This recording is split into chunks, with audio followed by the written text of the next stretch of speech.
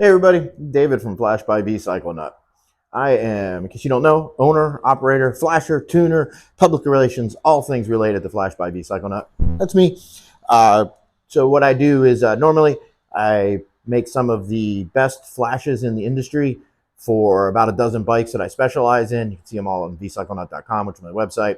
But this beast is an entirely different mindset for me. This is just a bike that when I saw, I was like, holy shit, I really want that. I live in the Pacific Northwest where the roads can be a bit sketchy at times. I think this is going to be a great bike for that. Top end here really is not a big concern because we don't have roads that you can really top out on like I did when I lived in Florida. Unfortunately, it's raining. I already crashed one bike this year in the rain. It had less than 500 miles on it, my ZX4R that's behind me on the dyno. So forgive me for being a bit of a pussy.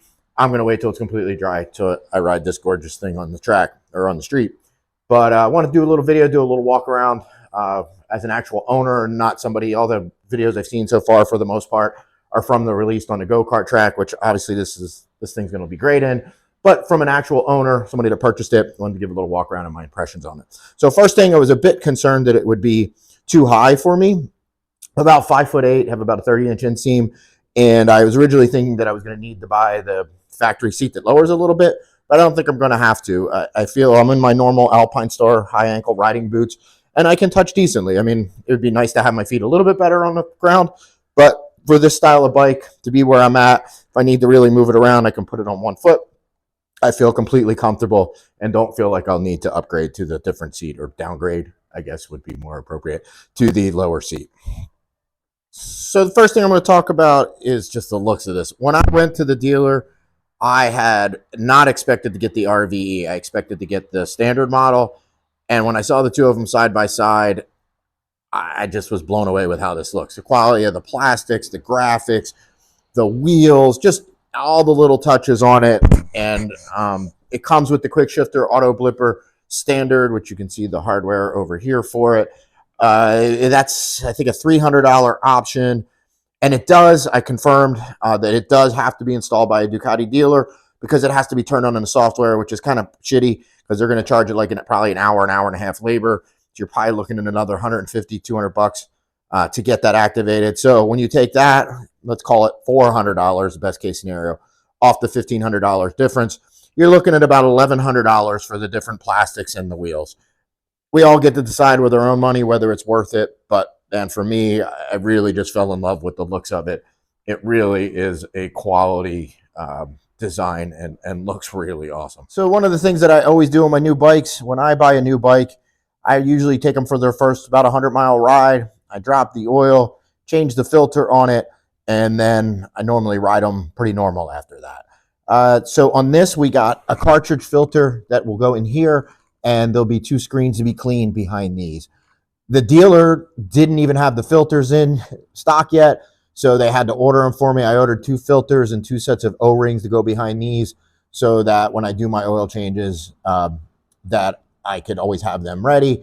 And I did order some new crush washers for the drain bolt. So once I go to change the oil, I will show this procedure on how to do this. But no unsightly filter sticking off the bike. It's like a cartridge filter like we would get in any of the newer cars. So that's pretty cool. One of the things that will definitely be a learning curve on this bike is the gauges. So I just started really reading the owner's manual yesterday, and there's a lot of functionality built into that gauge as far as all the different settings. If you're looking at this bike, I'm sure you're aware. It has a launch control feature. It has a wheelie control feature. It has a slide control, which is built into the traction control, the ABS, and then there's traction control. And so there's some presets under the different modes. And you can see right now the bike is in sport mode. There's a button here. If I go over and press and hold it, then I get that to blink. And then there's a button here, and I can go up and down, and I can change it. And then if I hit that other button again, it locks it into that mode. That's not too bad. What is kind of cool is if you go under the menu button, you can change. There's some default set in there as far as what power level the motor's set at, what all your traction control, all those different things we talked about, what they're set at, but you can go in and change them. They're presets. So you could have them all set up with the full power mode with just different levels of traction control or different levels of wheelie control, which is probably how I'll set mine up. I'm more usually enjoy always maximum power. It depends on the response as far as the initial throttle. And hopefully, like I'm saying, we'll be able to flash this and tweak that a little bit. But I'd rather get full power and then use the nannies in my right wrist to control it. So gauge seems bright enough. We'll definitely, I think there will be a learning curve with it. There is a place on each side to put swing arm spools, and they're 8mm bolts. But you can see the boss on the swing arm gets kind of in the way. So I'm going to look at some of the swing arm spools that I have here, and I may have to like notch them out to make them fit around that, but I am happy that it does provide a place for. All right, so let's talk about taking that fancy dancy seat off. So unlike most bikes that it's with a key, you actually have to unbolt it, 2 Allen bolts. And if you're stuck, there is an Allen key behind this cover. I'm not going to use that. I'm going to use my normal T-handle. But so there's a bolt here, a bolt on the other side. There's a push pin here, and on the other side, 2 push pins on the back. So you lift up corner, lift up the back of the seat, and then the seat pulls back and comes off. So I have the seat off, and let's take a look at what you got under the seat. This is the air box cover. There are 4 bolts. You have to cut zip ties and obviously re-zip tie it. And there's 2 bolts on that side. Under the filter itself looks kind of like an old Fram car filter. We'll have to see if I know the exhaust kit that I will be ordering, doing full testing with. Make sure I get this thing fully broken in with it coming completely stock. I'm going to install the exhaust and filter and all that stuff myself, and then take it to the dealer so they can do the reprogramming. I will be doing dyno runs at the different stages so we can see what it does. Speaking of tuning on this, everybody can do the hypermotard community a big solid. I'm going to put a link in my description to the email from Woolick. And please, everybody, email Woolick and ask them to add the capabilities to be able to flash the hypermotard to their Ducati list. Even if you're not going to use it, this helps the community. The more options we have out there for tuning, the better it is for everybody. Obviously, me, I really want to be able to tune it and improve even from what I get with the Ducati race programming. We'll see. Maybe it'll be perfect and won't need it, but I doubt it usually does. Looks like we have here a normal, good old-fashioned pair valve. Looks like what's a data port that will probably do some, Ducati, the dealer, will do some programming through. Put that cover back on. We got a normal diagnostic port here, and we have a lithium battery. Fuse boxes. If you've never worked on a Ducati before, I suggest if you buy one and you're working on it to take a lot of pictures. Ducati engineers are pretty amazing at attaching 6 different things to one thing. And it's usually quite obvious when you're taking it apart. Like, you can see everything that's attached to it, and you know you got to remove that to take that off. But a lot of times our memory's not as good as we think it will be, and when you go to put it back together, you end up taking things on and off a couple times. So do yourself a solid, take some pictures. That will always help you in reassembly.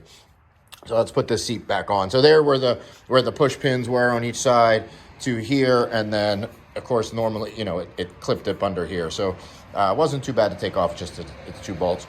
We do have a passenger grab right here. I don't ever plan on putting passengers on. Notice the bike stock doesn't come with passenger pegs bolted, but they give you a bag with the passenger pegs that you can bolt on there, and they actually bolt on right here where the heel guards are. But my bike's never going to see a passenger, so I guess I'll take the grab handle off while I'm under here now, and we'll go from there for our next video. I've officially done my first hypermotard mod. I removed the passenger grab rail. I now have the unofficial lightest hypermotard in the land. Woohoo! Another cool thing, only one type of key. No special dealer key, no special red key you got to save. So if you go to sell the bike and you lose the red key, the bike's worth like $5,000 less. None of that bullshit they used to do years ago. Very important question. What's it sound like? Doesn't sound great. Doesn't sound horrible.